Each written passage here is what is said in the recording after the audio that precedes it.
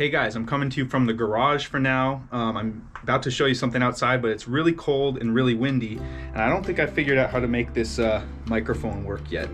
But we're gonna fry some fish today, and we're gonna fry it in my deep fryer. I'll give you a look at that in a bit. But the reason that we're doing it outside, there's actually 3 reasons.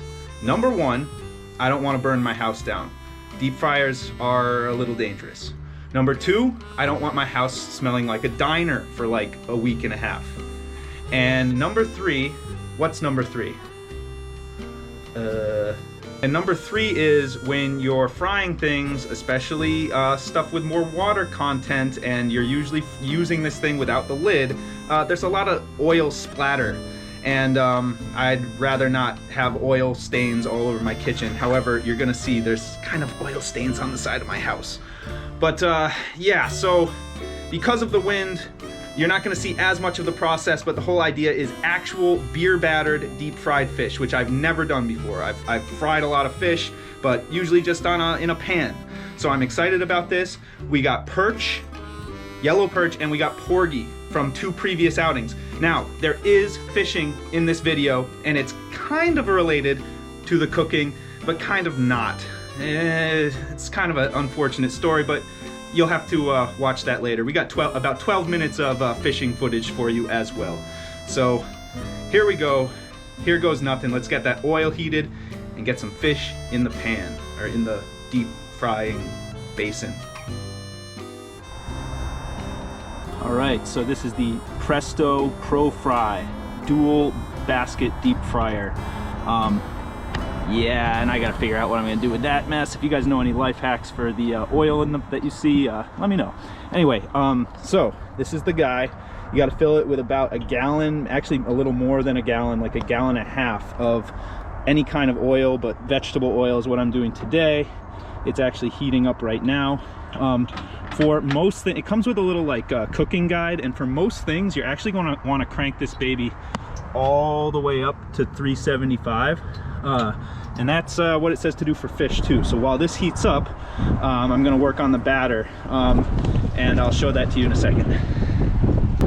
Incidentally, the reason I even got a deep fryer wasn't for fish, it was for wings. I don't know if you guys have noticed lately, but wings at like chain restaurants are insanely expensive right now, like 30 bucks for 30 wings, stuff like that. If you get yourself a deep fryer, it'll pay for itself within like 2 times of cooking wings. I'm not even kidding.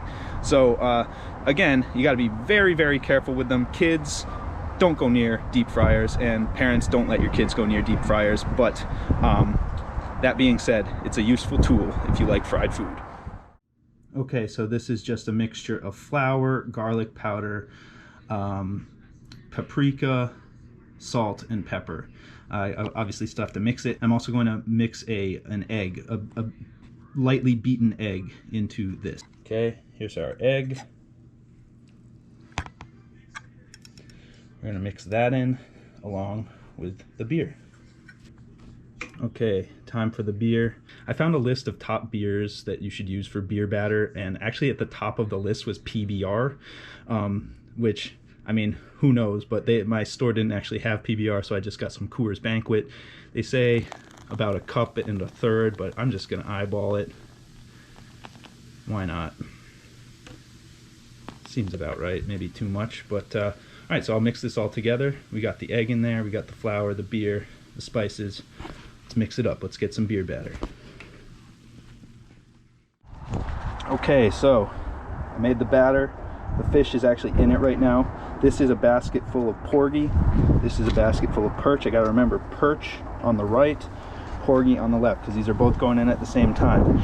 Now, I'll bet you when I go over here and put it into the fryer that we're gonna have a huge explosion of oil, and I need to keep my camera safe somehow. So anyway, by the way, you do most of the cooking with the lid off. It's pretty much just on to retain the heat. That is very hot, very dangerous oil. So, you know, I'm gonna put each of these in separate times. Oops.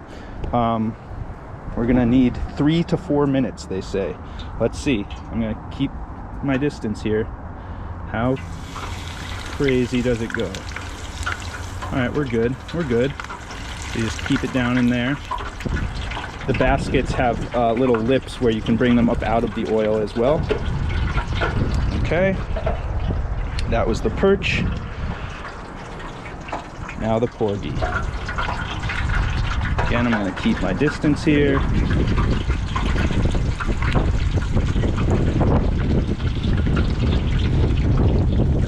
And we should be good in 3 to 4 minutes for our first batch. It's going to make at least one more batch, maybe 2.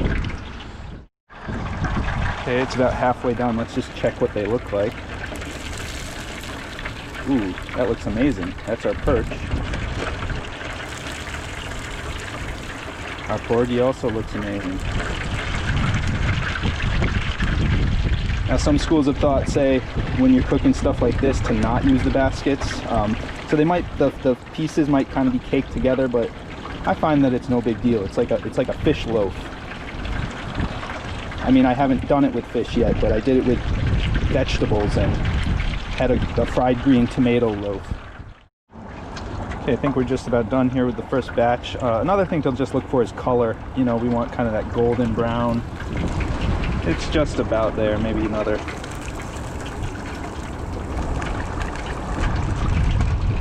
Maybe another minute.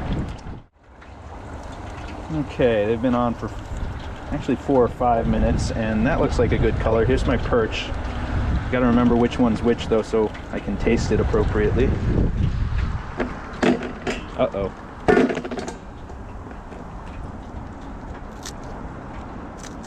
Uh-oh. Oh, this is gonna be a problem.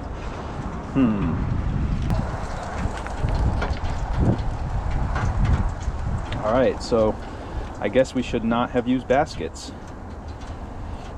Now I gotta get this stuff unstuck somehow. All right, let me go find a tool. Okay, got a basket scraper here. Let's see, maybe if I go from the bottom.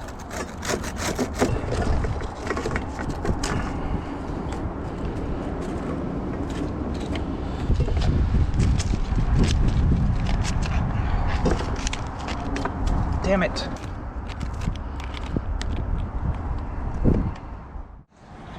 Anyway, it is super cold out here. Again, super windy. But, you know, I got tartar sauce and all kinds of stuff inside, but the lighting's gonna be terrible. So why don't I just taste this first batch for you. This is the porgy.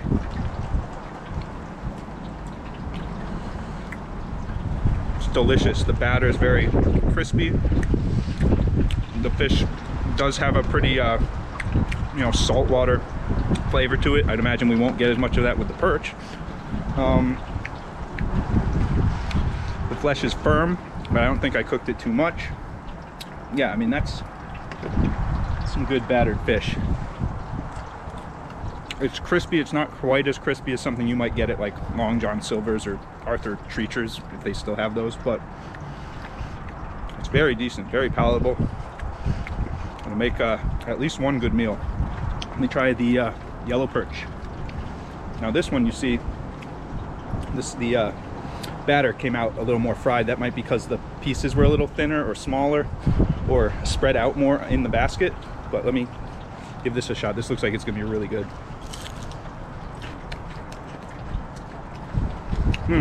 Yeah, the batter got crispier on this, like to be expected. Not as much of a salty flavor because it's not a saltwater fish. Pretty mild. It's a little more flaky in here, but yeah, more flaky than the porgy, but like a good starter fish if you're not really into seafood, because there's not really much of a fishy taste at all. So this is delicious. Actual deep fried fish in my own backyard. So now, without further ado, I'm gonna send you out to the water to see what kind of led to this. All right, have fun. Okay, we find ourselves out here on White Pond again. This is the exact same place that I last took my kayak out in September. Always searching for the mythic walleye. To be honest, I'm just happy to get out, get on the boat in late November. Our approach is pretty much going to be the same. Some vertical jigging with same stuff you would use for ice fishing. I'm going to rely a lot on the flasher mode of my Garmin, and hopefully we come up with some walleye, maybe crappie. I've never caught crappie in here, but I think they are in here, and maybe we can make it into a catch and cook too. The one different thing I was going to try was to use saw bellies as minnows instead of shiners. However, my bubbler for my old bubble box thing wasn't working, and the guy at the bait shop said the saw bellies are very sensitive and they're gonna die right away, but the shiners will probably stay lively for a while. So anyway, I feel like I'm not gonna really narrate too much today, but you know, I'm trying to make some opportunities here in this very late open water season, and hope for the best. You hope for the best, I'll hope for the best. Maybe we'll meet somewhere in the middle and catch some fish. Okay, so we got our shiner. Kinda very lively today. And just got the Northland buckshot. And just slip a treble hook in under his dorsal fin. Send it down. I haven't checked the flasher to see if we have any fish, but we're using a waypoint from the last place that I caught perch in here. So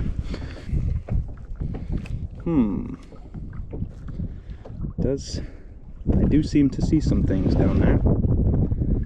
A lot of fish down there. A lot of fish down there. Surprised we're not getting any bites. Okay.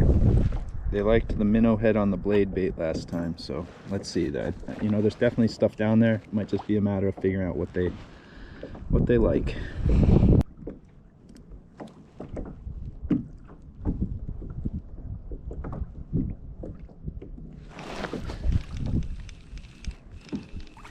There's a perch. It's a nice one. It's a keeper.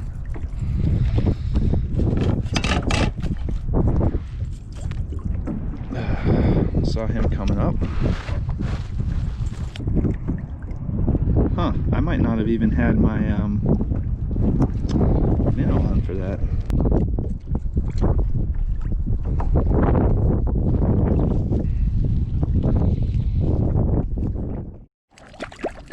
Oh, just lost a perch. It's a little smaller than my last one. Could have landed him if I wasn't worried about the camera, but it's all right. I think we got a crowd down there now. Yep.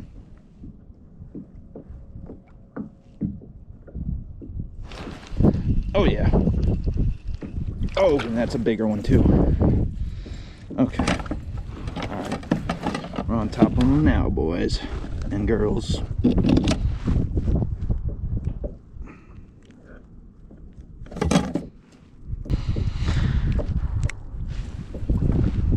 Nice one.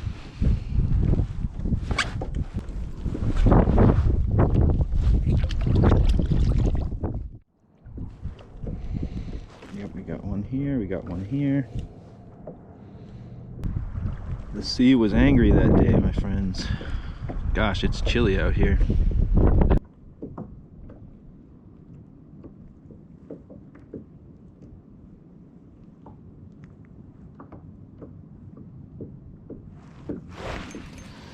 That's a fish. That's a fish. Oh my gosh, wait. This might be... Oh, it's a pickerel. It's a freaking pickerel. No, no, no. Yes. Nice. Pickerel all the way down there. All right, well, this guy's got teeth. So, we have to be careful with him. Got the old grippers. Oh, the hook is already out, actually. Unless he gets it again. Oh, he's a slimy one. All right. Little pickerel.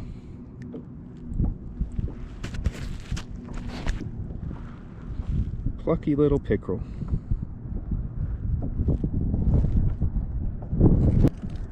That was interesting, unexpected. I thought it was a walleye when it was first coming up, but I think he would be too small to keep even if I wanted him. I didn't even know there were pickerel in here.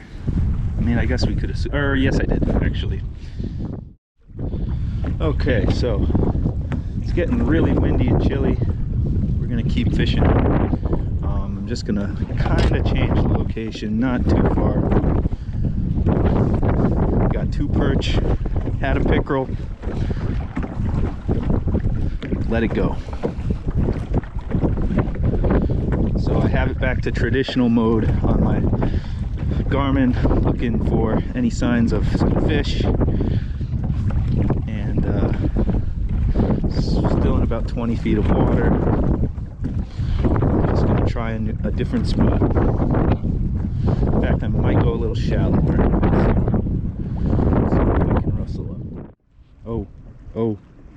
Oh, we're on top of some fish for sure.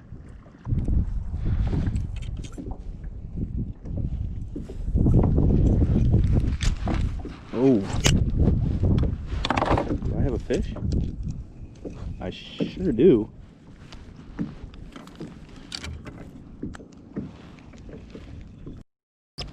That was my heaviest fish. I don't know what it was, but it was fighting differently. Fought like a bass almost. Damn it. Come on, take it.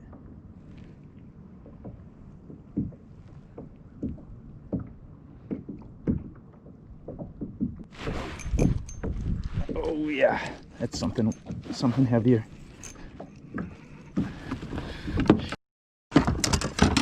Bass. Bass, but I got him in the eyeball.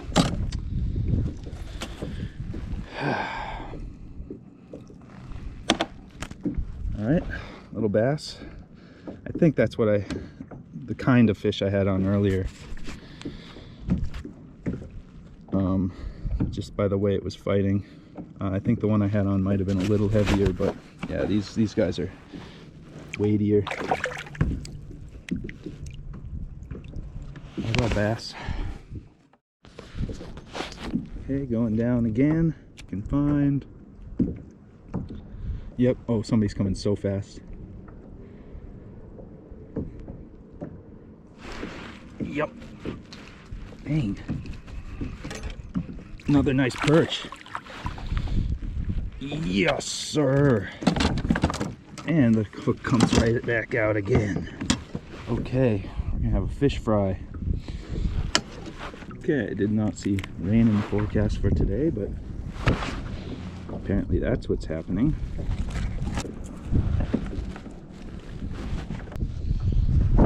Still fish down there. Let's keep going.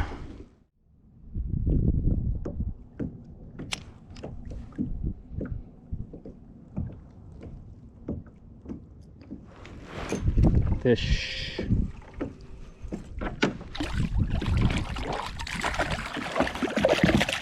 Another nice perch. Wow.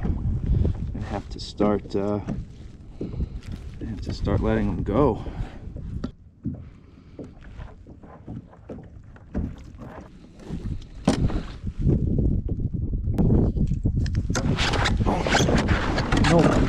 No.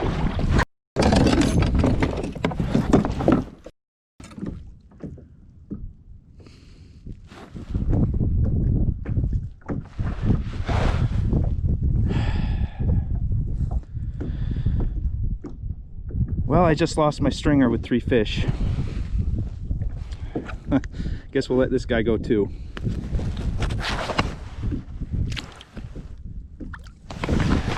Oh no.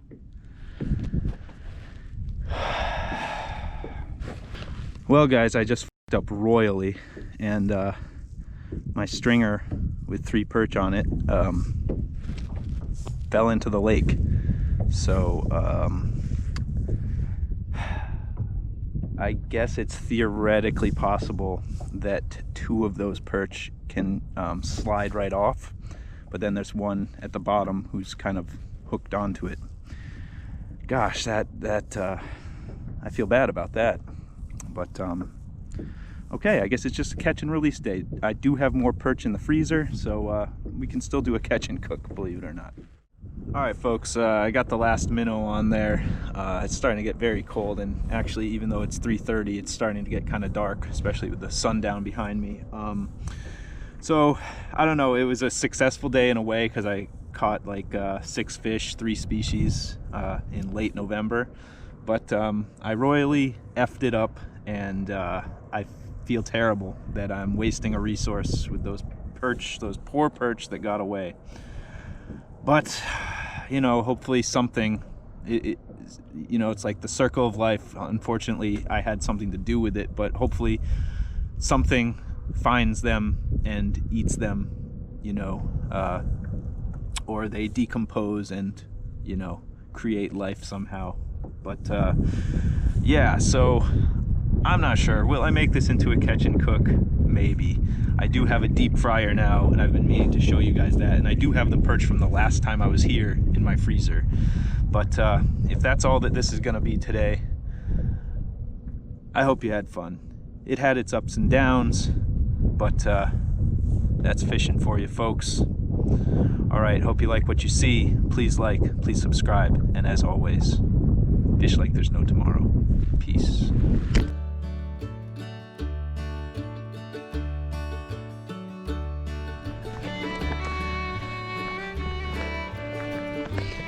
And hey guys, after the storm, there's always